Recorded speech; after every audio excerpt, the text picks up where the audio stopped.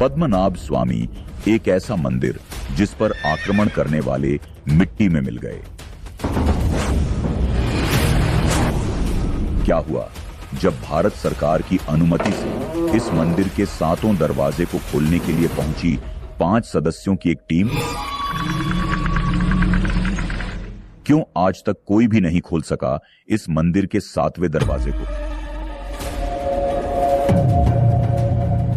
आखिर क्या है इस मंदिर के निर्माण से जुड़ी पौराणिक कथा? कैसे प्रकट हुए थे यहां पर भगवान विष्णु? आखिर क्यों इस मंदिर में एक खास ड्रेस कोड का नियम लागू है? क्या रहस्य है इस मंदिर में बनी 5 खिड़कियों का?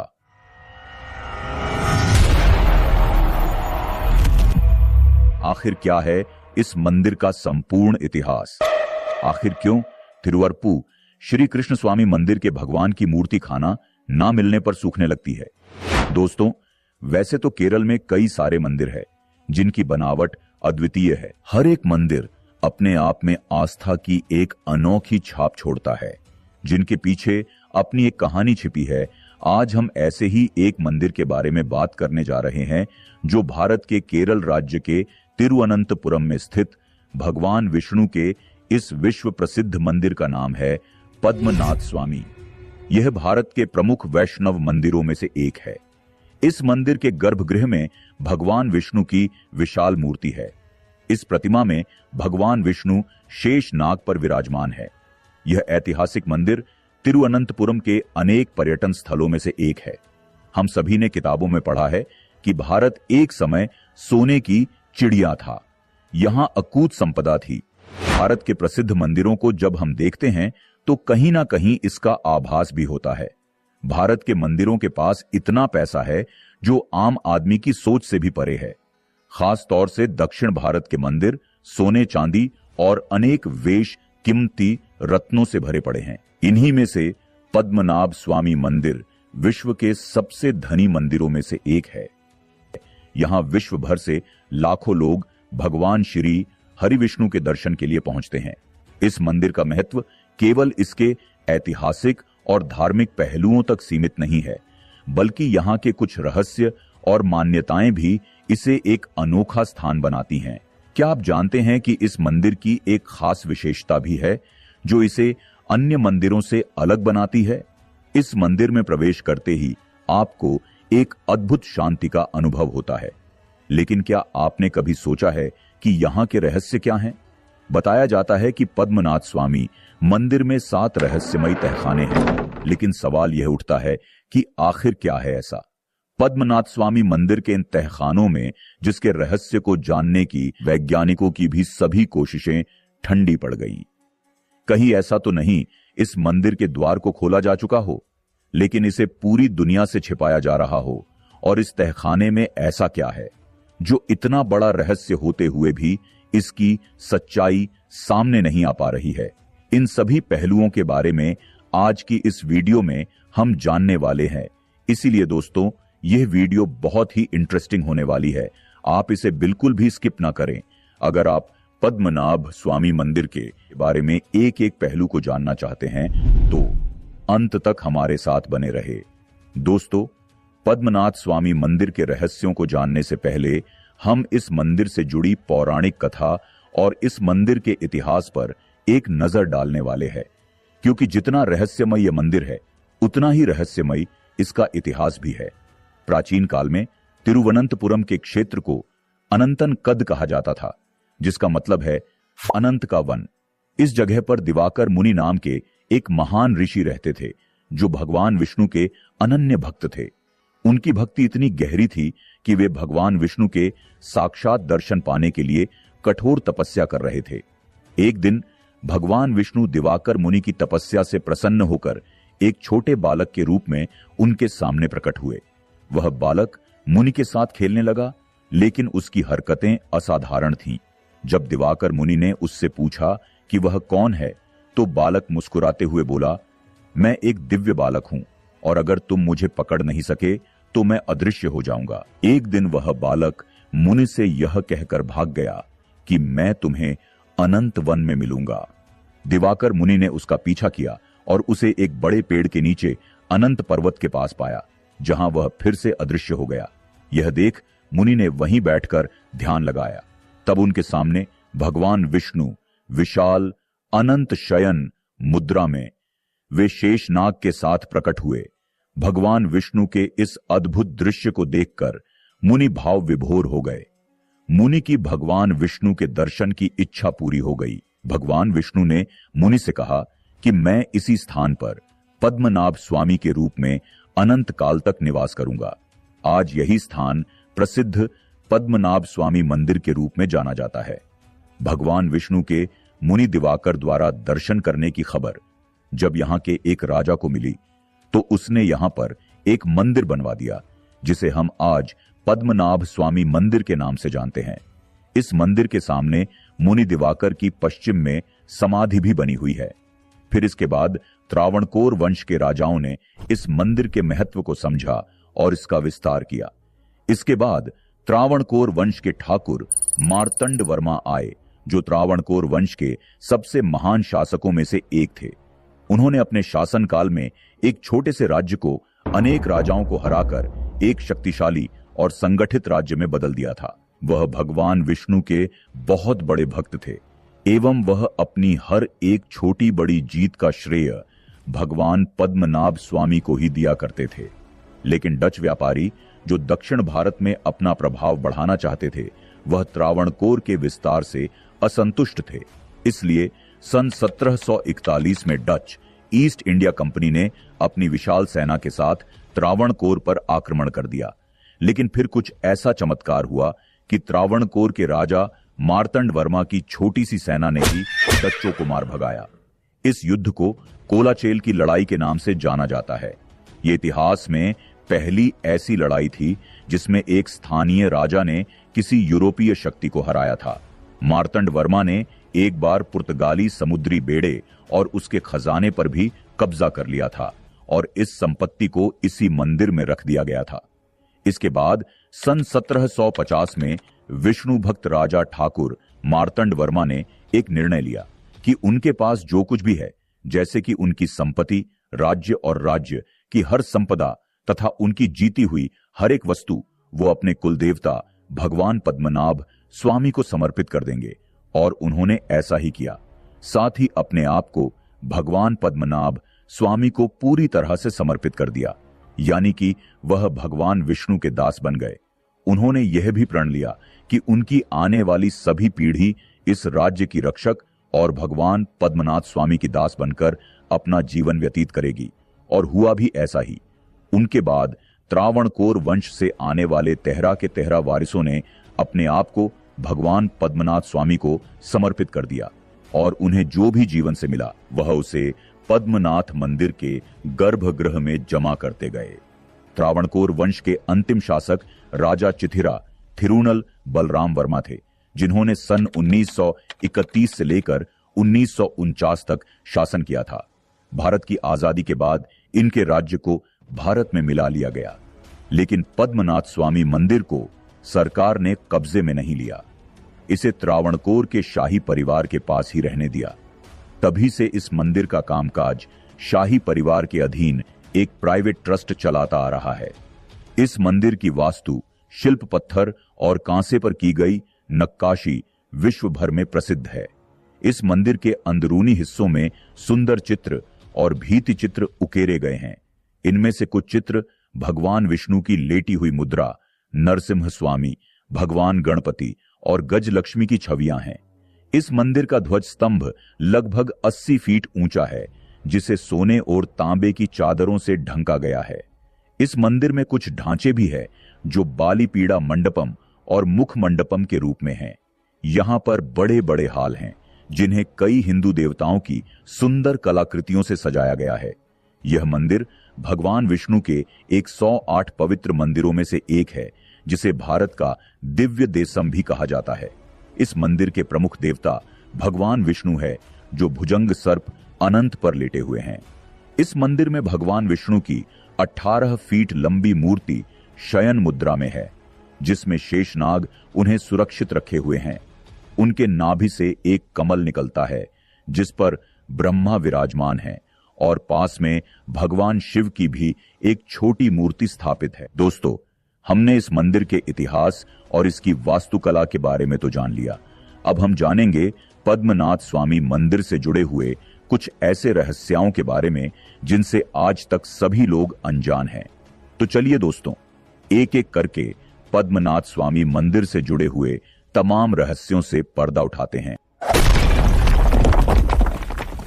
नंबर 1, मंदिर में प्रवेश के लिए ड्रेस कोड से जुड़ा अनोखा नियम।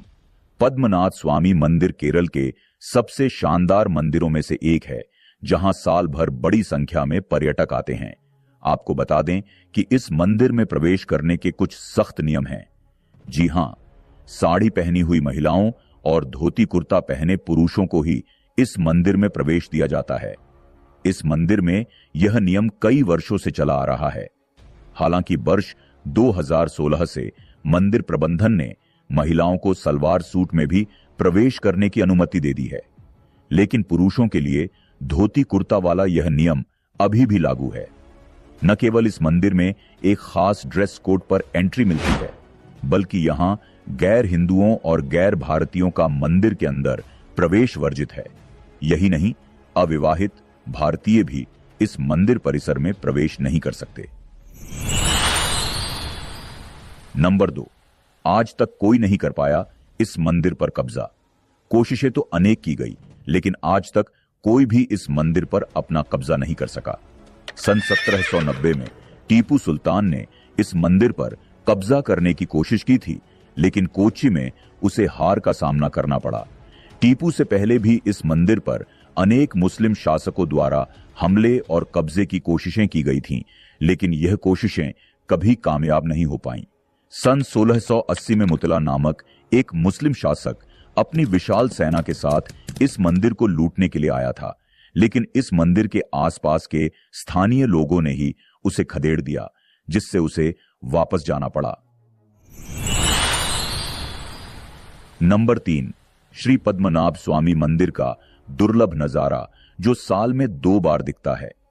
श्री पद्मनाभ स्वामी मंदिर अपनी अनूठी निर्माण शैली के लिए प्रसिद्ध है। इतना ही नहीं, इस मंदिर के अंदर साल में 2 बार एक अनोखा नजारा देखने को मिलता है, जिसको देखने के लिए दूर दूर से लोग यहां पहुंचते हैं। क्योंकि साल में 2 बार इस मंदिर में बनी हुई 5 खिड़कियों में सूर्य उगता और डूबता हुआ दिखाई देता है, जो अपने आप में एक अद्भुत नजारा है। ऐसा दृश्य विषुव के दिन यानी इक्विनॉक्स के समय होता है, यानी कि जब दिन और रात की अवधि समान होती है। यह एक खगोलीय घटना है जो साल में 2 बार होती है। तब 12 घंटे का दिन और 12 घंटे की रात होती है। तब आप जब इस मंदिर की खिड़कियों को देखेंगे तो आपको हर एक खिड़की से सूर्य आता और जाता हुआ दिखाई देगा। इसलिए इसे देखने के लिए बड़ी संख्या में भक्त उमड़ते हैं। इसके पीछे की वजह इस मंदिर की निर्माण शैली है। वैज्ञानिक दृष्टिकोण से देखा जाए तो यह घटना तब घटित होती है जब सूर्योदय और सूर्यास्त भूमध्य रेखा के उत्तर या दक्षिण के बजाय पृथ्वी के भूमध्य रेखा के ठीक ऊपर होती है। इस मंदिर की मीनार का निर्माण सूर्य की इस भूमध्य रेखीय गति के बिल्कुल अनुरूप है, ताकि अस्त होते समय सूर्य इस मंदिर की सभी मीनारों की खिड़कियों से होकर गुजरे।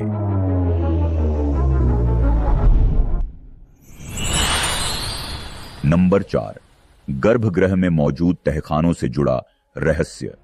पद्मनाभ स्वामी मंदिर के गर्भगृह के नीचे 7 बड़े बड़े गुप्त तहखाने हैं।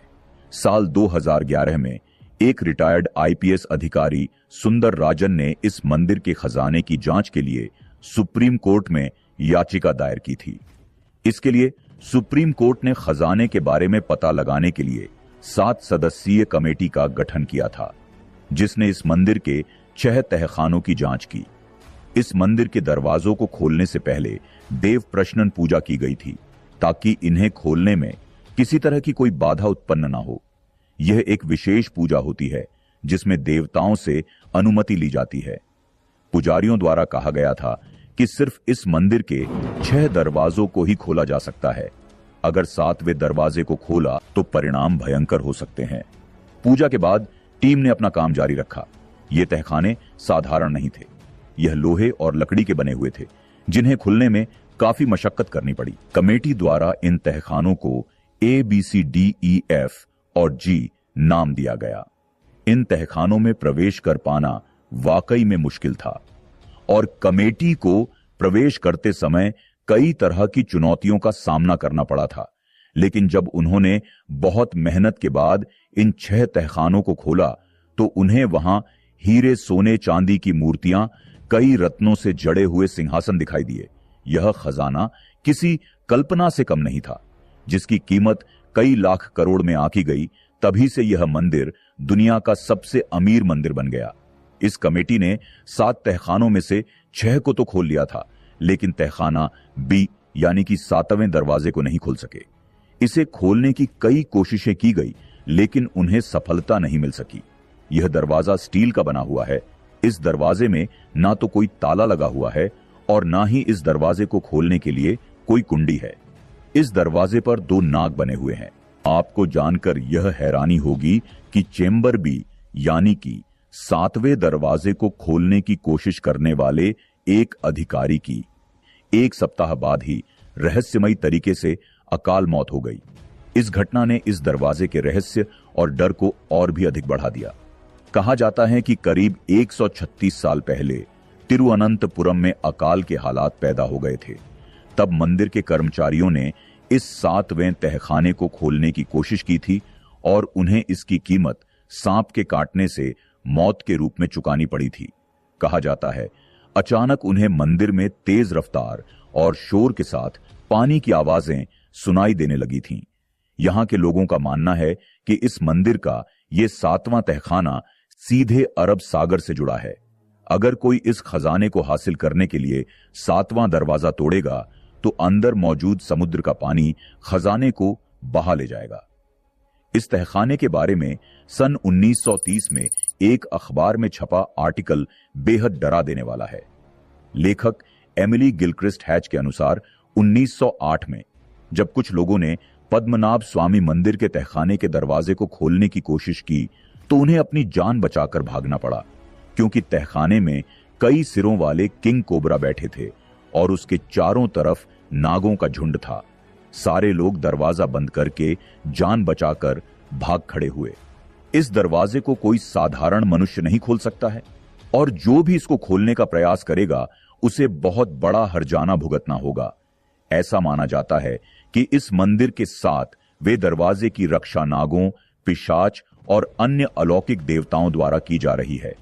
उन्हें तिजोरी का संरक्षक माना जाता है।